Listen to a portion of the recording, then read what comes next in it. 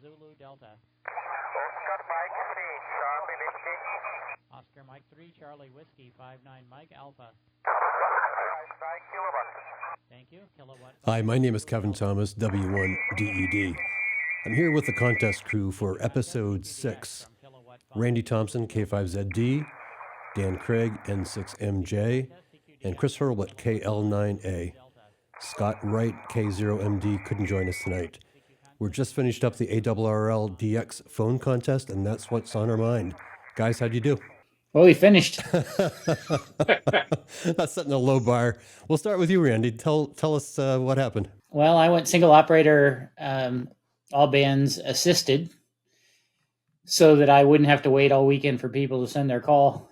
And it was great. The contest was fun. I ended up with about, I don't even remember, 4,500 QSOs and about 7.4 million or something like that. I think it's going to be, depending on the log checking, could be a new record for single op assisted for WVE. So it was a good weekend. I was watching the scoreboard and I noticed you going back and forth until Sunday, and then you just pulled away.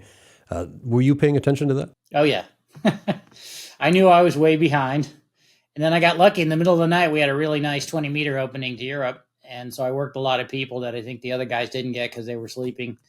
And so that got me caught up and a little bit ahead. And then that was a motivator. It's like, it's nothing better than being the one that chased. And who were they? Who were that on the top of the leaderboard at that point? N3RD was the other serious single op assisted guy. And like he was way ahead. I don't know where he found all these multipliers and QSOs. He was miles ahead of me early on in the contest, but then I was able to reel him in. And then Sunday, the bands broke a little bit. We had some kind of disturbance. And I also think we kind of ran out of people to work. So it gave me a chance to, once I caught up and passed him, then it was hard for him to make any ground. And Dan, how do you do? This is the guy that said he was not going to operate this past weekend because of some family issues. And I think I was a couple hours into the contest and I heard ND7K and I said, that's got to be Dan's voice. And sure enough, it was. What happened? What made you decide to go to the station? Well, I was trying to be, Mr. Good Family Man and good husband, and I decided I was not going to go because we've been having some issues with my dog. And so on Thursday, I reached out to Tim, my host there at ND7K, and said, hey, I'm not coming. He was fully supportive. I could totally understand. I'll invite some other guys over. And then as the day went on Thursday, I was looking at the forecast as to the conditions for the weekend, and that still sounds like fun. And so I talked to my wife and I said, hey, what would you feel like if I actually did go after all? And, she's amazing. Lots of credit to her. And she said, sure, that's totally fine. We worked out a plan to deal with the dog while I was gone, and that worked out fine. So everything worked great. So I reached out to Tim, and I wanted to make sure he didn't give the station away already. I'm like, hey, dude, do you mind if I actually come out anyway? He's like, of course, man, just come on out. So, Friday morning, I drove out to the station. It's about a 6-hour drive from here. I got there about 3 hours before the contest. We had some work to do in the station, and we got it done about 30 minutes prior to the contest starting, and off I went. So I've got to be honest, while I was watching the scoreboard, I wasn't watching your score. What category were you in? So I was all band, unassisted, and I got up to a pretty decent start. As I'm sure everybody else that was operating saw that the Friday night, Saturday conditions were absolutely amazing, much like the CW weekend a couple weeks ago. And the first 24 hours, I was like king of the hill. It was great. I was working all kinds of Europeans. I was only a little bit behind Kevin, N5DX. He was on again. Looks like he probably won this one as well. And so for those first 24 hours, I was feeling really good about myself. And then as Saturday night wore on, we had that disturbance that happened, and it really started to affect things early in the morning on Sunday morning. And at that point, me being on the West Coast, it really killed the path to Europe for the most part. We had a couple of good hours on Sunday morning, but outside of those few good hours, it was absolutely difficult to work anybody. I had some hours where I was working like literally 5 or 6 guys. I ended up sleeping for 4 hours, which is like unheard of for me, but I had nothing else to do, So Sunday was brutal and Saturday was amazing. So were you doing 2BS IQ all weekend or just on Saturday? I'm gonna be honest with you, I did it a lot on Saturday because I was super motivated, and then Sunday came around and I'm like, man, this kind of sucks. And I was actually thinking to myself, I'm gonna quit. Like, I'm not a quitter, but I was actually like, it was that bad out here. And I had that conversation with Tim, my host. I'm like, hey, Tim, this was like Sunday morning about 8 o'clock. I was like slow walking Europeans. It was like brutal. I'm like, hey, how would you feel if I kind of like quit the contest? I want to get his opinion. I don't want to like disappoint him. He's like, yeah, I don't care. So it's definitely in the back of my mind, like all day Sunday, I'm gonna quit. Like I can, go drive home now, and it'll be great. Make my wife happy. But then I ended up sticking it out in the end, and just couldn't pull myself away. You don't normally watch the scoreboard, but were you looking at it this time? Yeah, I've decided when I'm operating stateside, it's not such a bad thing to look at it. Me and Chris has mentioned it many times about us operating seriously from the Caribbean, and we're so busy during those contests that we're all out the full 48 hours, and any distraction like the scoreboard is going to affect our score and affect what we do. But for when I've been operating stateside, I enjoy looking at it.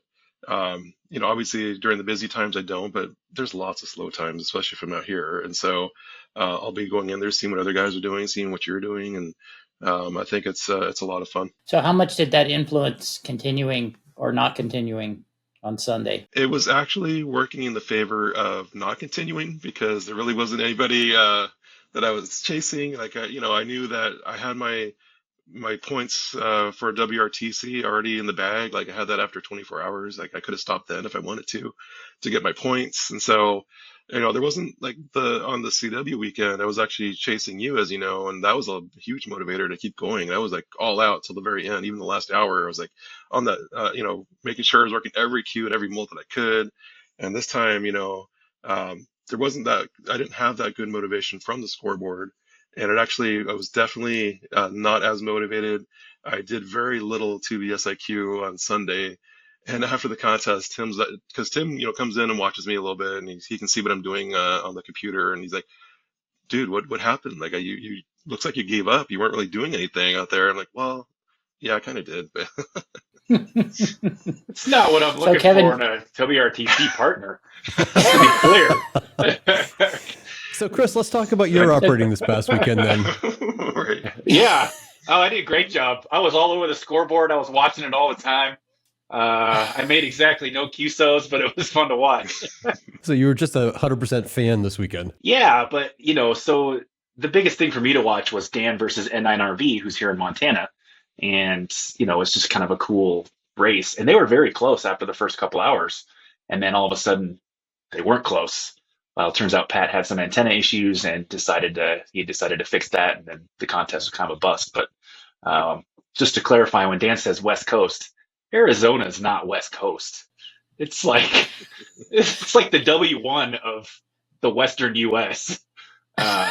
So when conditions were bad down there, I heard they were really bad up here, and the guys in Washington didn't even hear Europe on 10 on Sunday. So geography plays a big part of it. And Arizona is a great place to be. I noticed that he was super close to Kevin on the first day, and I was thinking it. I'm sure he was thinking it. It's like, man, what if I could pull off this wind? What would have to happen for that? And with the right conditions, if he worked a zillion JAs, you could have got real dang close, or maybe edged him out. But then everything fell apart. So the scores weren't quite as competitive, but it was pretty cool to watch. So, Kevin, you mentioned that you didn't know what Dan's score was on the scoreboard. And one of the great features in Contest Online Scores is there's a menu option called View. And if you go in and select Show All Single Ops, it will mix the assisted and unassisted guys all together. So often, when I'm competing, I always have it turned on because I just want to compete against everybody and have a feel for how everybody's doing, not just the guys in my category. And so it's a great way to kind of keep up with all the single ops at one time. Now, it makes you look like you're not doing as well because there are a lot of other scores for other, the other category that are there, but it still gives you more people to race against. Well, it's good to know. I've got to be honest. I didn't sign up for the scoreboard until about 10 minutes before the contest. So I was figuring out the filtering, as the contest was starting. So I was pretty proud of myself that I was actually on. One of the things that helped by filtering the way I did, I was down there. It was 20. So I was North America in the single operator, unlimited, all band, high power category, same category as you, Randy. And I think I was number 25, 26. So if I'd made it any bigger, it would have been too discouraging to be at 50. So, and I clawed my way up to 15, which I felt great about.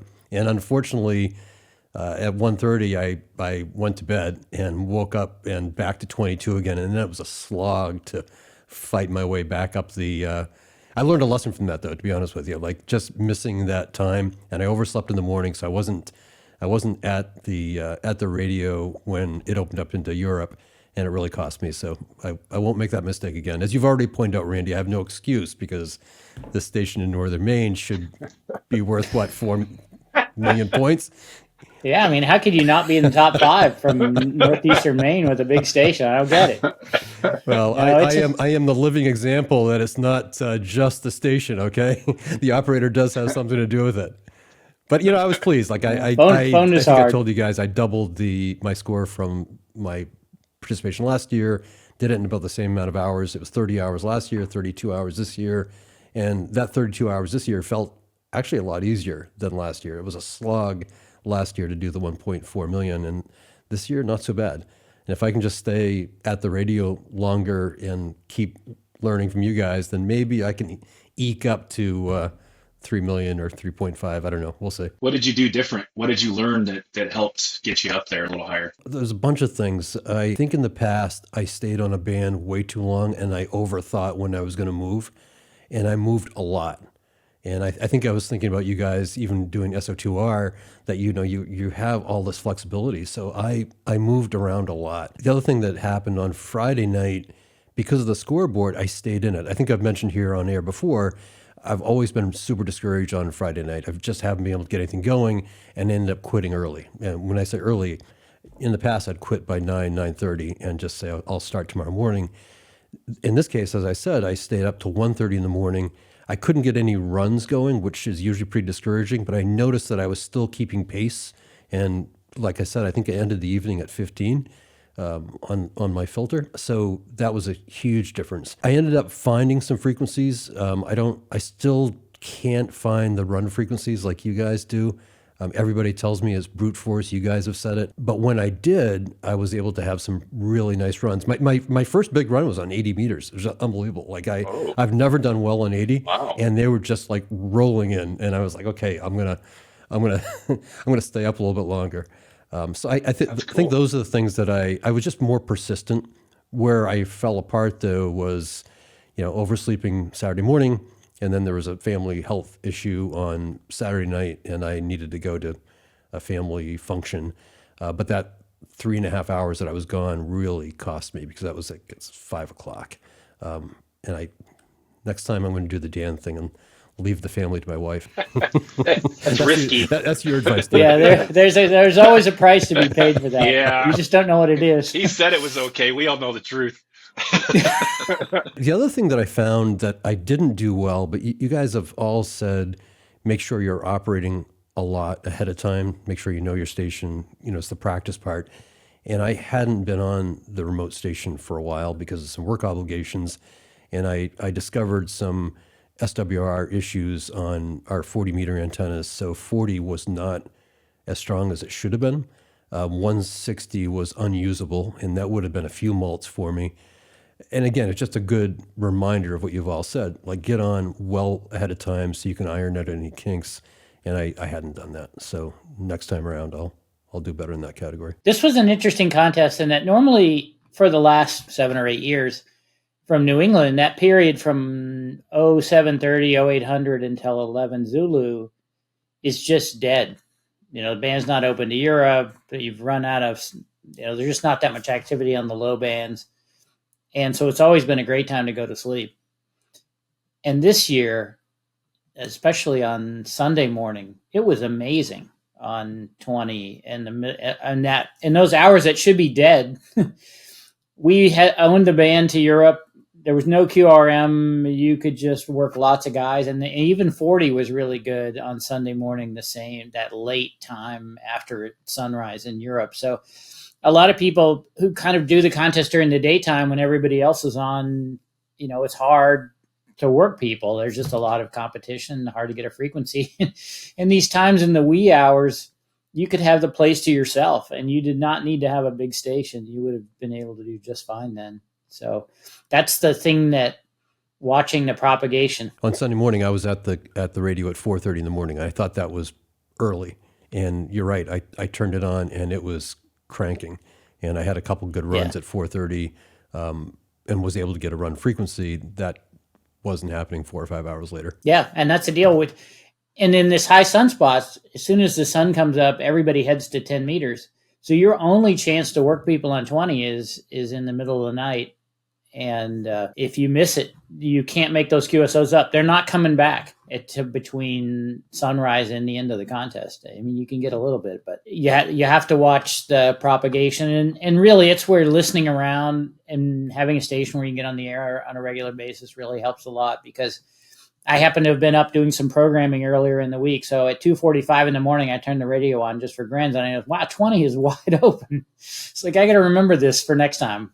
But if I hadn't really noticed that, I would have still been looking for it, but I wouldn't have, counted on it as much. One of the areas I fell short in, and I could use your advice on it, when I look at the final scores, I was probably off on mults by 10% compared to everybody else around me. And I don't know if I just wasn't paying attention enough early on. I was paying attention in the last 24 hours, but I couldn't catch up. I think I ended up at 402 or 403, but other people are at 440, 450, and obviously that makes a big difference. Well, if you said you didn't work anybody on 160, right? So there's 25 of them. So that's half the difference right there. And then the other half, I think the hard part about single op assisted is you have to make all kinds of decisions about whether you go chase multipliers or not, especially when you're running, because the running almost always takes precedence or priority. But every once in a while, stuff shows up where it's like, okay, got to go. Got to work that one now. He's not coming back. I was telling Chris earlier, I had an interview with the ZF1A guys, and they fully embraced the spotting rule, and they spotted aggressively. What did you guys do? I guess, Dan, you did not. But Randy, did you self-spot? I did. It's a rule I've been disappointed that the ARRL put in. I think some of the thought behind it was maybe not correct, and it definitely is going to have unintended consequences down the road. But for me, on bands like 80 and 160, and even a little bit on 40, where it's hard to get enough attention or even be loud enough for people to find you and spot you, being able to self-spot was great.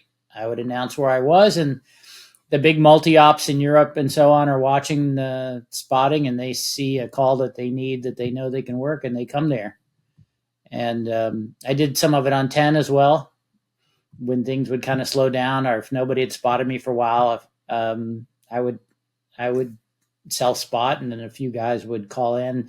And you can never really tell cause and effect, because even if you didn't spot yourself, guys, you get these little clusters of people who seem to be traveling in a pack up the band. But I can definitely feel like on the low bands, it was worth it. And actually, with single operators unassisted, you are allowed to self-spot. That is part of the rules. And I did a ton of self-spotting. Like every 5 minutes, I was hitting that button. In DX log, there's like a command that you hit to do the self-spot. And every time I remembered, like, okay, I'm going to do it again. And one of the things where it definitely helped a ton is like on 40 meters. I was able to run split into Europe rather easily, actually. And this was one of like the learning things that I had to do before the contest, because I haven't really done the split on 40 in a really long time, since the old days. And normally, without self-spotting, guys just aren't listening up there. You call CQ for 10 minutes with no answers. It's not productive.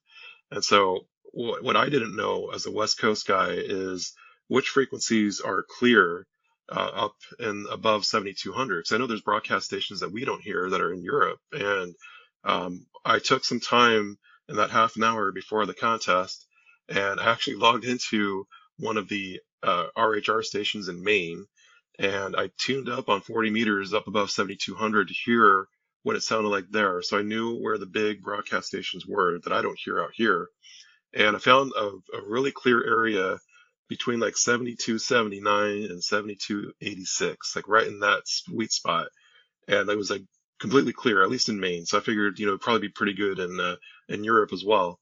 And so I parked up there, set my self spot till I'm listening down on 7071, and had a great run both nights. It worked out pretty well, and I'm really glad that I did that research ahead of time, because otherwise I wouldn't have known really where to go. That's amazing, because I tried that. I didn't go quite that high in the band, but I tried self-spotting that I was listening down numerous times, and I rarely got any answers. It was very frustrating, because I really thought that was going to be the secret to fixing split on 40, and it just didn't seem to work. So maybe I'll have to be a 7. Yeah, I think being a multiplier definitely helps, but tuning around, I'm sure you probably heard it too, Randy, and maybe the other guys. When you're tuning around 40, I heard other guys that were just doing it. Like K9CT was up there for a long time, and some of the other bigger stations on the East Coast were doing it. So they must have some kind of traction, but it never is quite the same as operating simplex down low.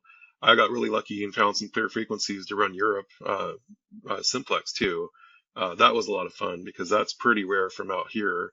But on 40 meters from ND7K, we have two 4-element OWA Yagis fixed at Europe, and that really helps a lot being loud. So I had a little bit of the best of both worlds on 40, but I was really excited about being able to do the split thing, because I think that doesn't work without self-spotting. It is disappointing, because 40 is probably one of the best DX bands there is, and on CW it's a blast. And then on phone, it used to be we didn't have any overlapping segments, so everything was split, which I'm not saying I want to go back to, because that it was never very fast. But everybody just hunkers down in the mosh pit between 7125 and 7200, and yet the few times I could get listened down below 7100 and get a clear frequency, you can hear the weakest guys and work them right away. It's so much faster. I just don't understand why that convention has been abandoned, especially by the Europeans. Dan and Randy, you both mentioned WRTC qualifying, and we did have a question from M0DSK about how the qualifying process works. Can one of you explain that? I understand you are qualifying, but what does that look like? So I'll start with my look. So I'm actually trying to qualify from the W7 region. So I live in W6, but the station I operate from is from W7. And so basically, I take a look at all of those contests that are available and how many points are available for each contest. And in order for me to win my area, I have to be really selective in which contests I do. I got to go for the higher point ones. And honestly, if all goes to plan, these two contests from ARRL are not even going to be counted, because they're the lowest point value at 800 points. So I did them as kind of like a backup in case something goes wrong on some of the other higher value contests. But I might not even use these. And then the other thing I have to remember too is when you calculate your scores for WRTC, you're allowed to do 8 contests, and out of those 8 contests, 5 of them have to be from the area that you're qualifying from. And I do have some contests that I've done from ZF1A that are going to be counted as well. So that's why I'm kind of taking a little bit of break from down there, because you can only have so many. And I've already done CQ Worldwide Sideband and CQ Worldwide CW from ZF1A. So those are 2 of those contests. And I may or may not do another one later this fall. So the next contest actually coming up on the list is WPX Sideband at the end of March. That one is a big one, because I think that one is 950 points.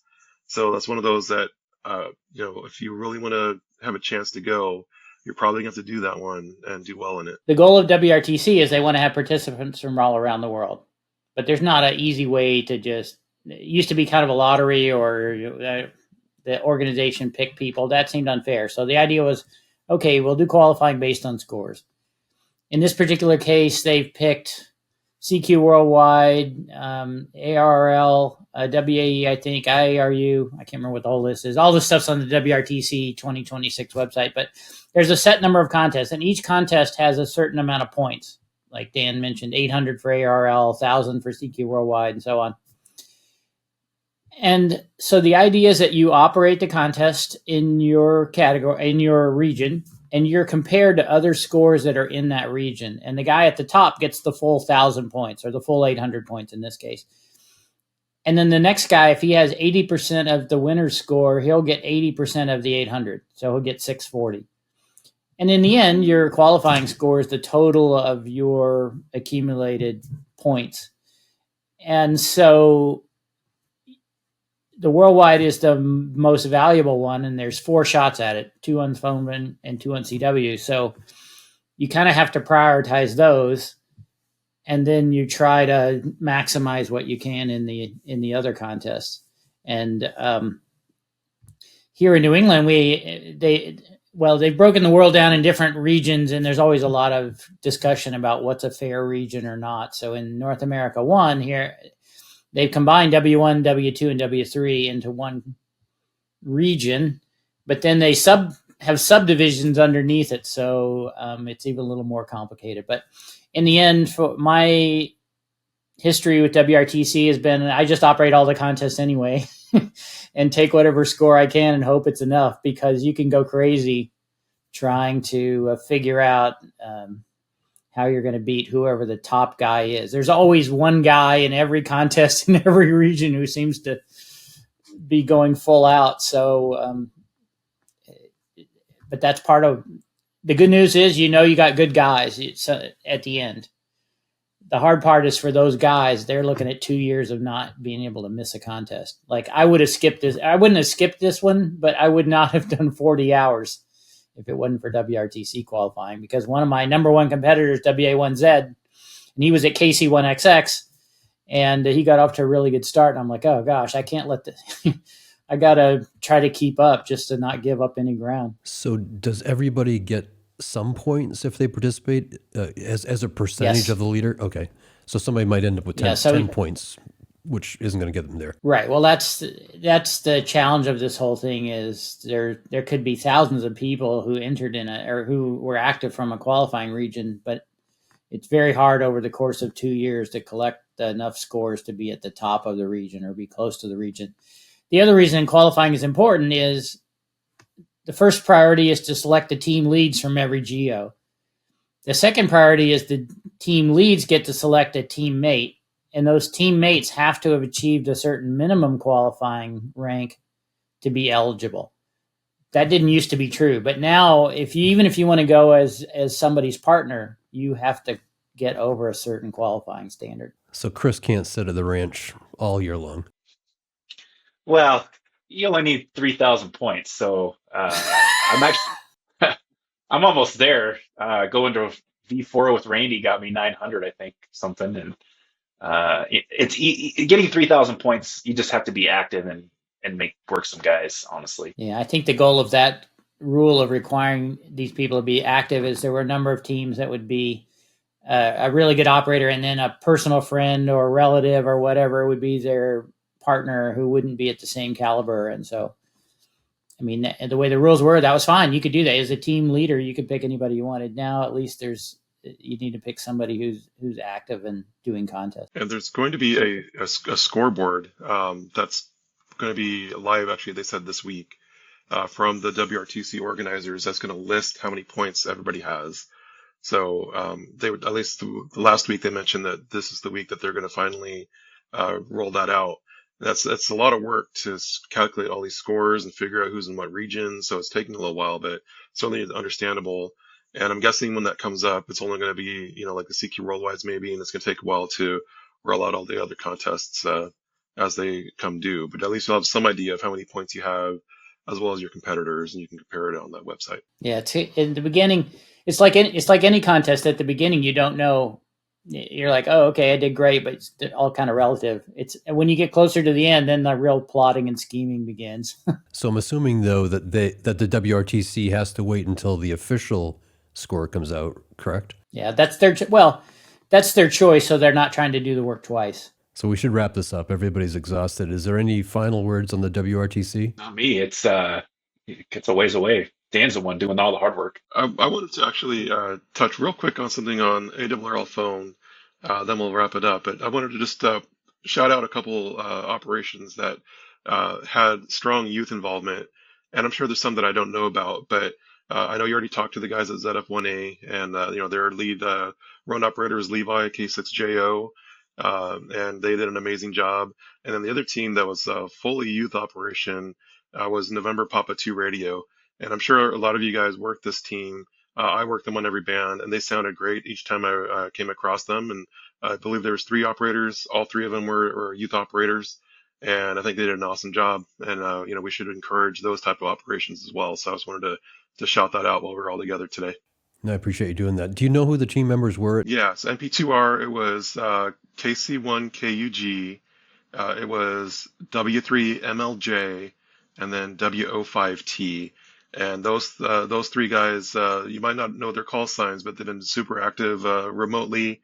They've been operating lots of different stations over the years, and they all have lots of experience at this point. But I think they were all there on site in KP2, which I'm sure they enjoyed. So, And it was a completely portable operation. I think they carried all the antennas and radios and everything down there and just set up at a place that they rented. So it was good. They did sound good every time I worked them. They knew what they were doing. I also worked at Delta November 5 station, I think it was, which is a German, novice call or entry level call or something like that. And the girl who was operating, she sounded like she was probably 6 years old. It was clearly getting some coaching in the background, but it always makes you smile when you hear a voice that young call you and in perfect English give you their call sign and the report. All right, guys. Thanks for joining me tonight. I appreciate it. Have a good night. Thanks, Tim. yes. Thanks. Delta Foxtrot 5, Whiskey Echo, 59 Mike Alpha.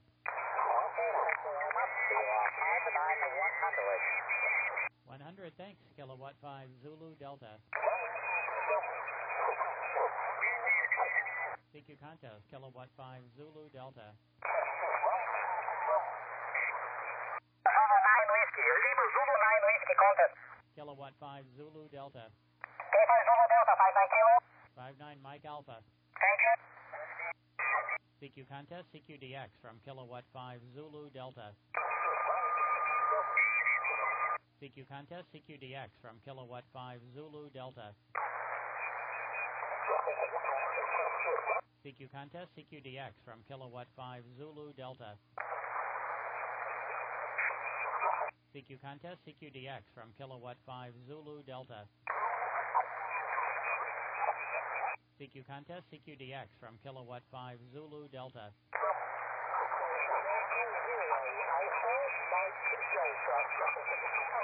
2 Echo 0, Alpha Mike Delta, 59 Mike Alpha.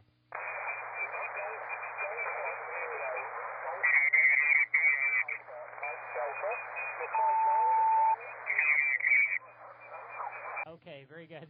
My apologies. Golf Delta 0, Alpha Mike Delta. Thanks for 100. Thanks, and thanks for the multiplier. Kilowatt 5, Zulu Delta. CQ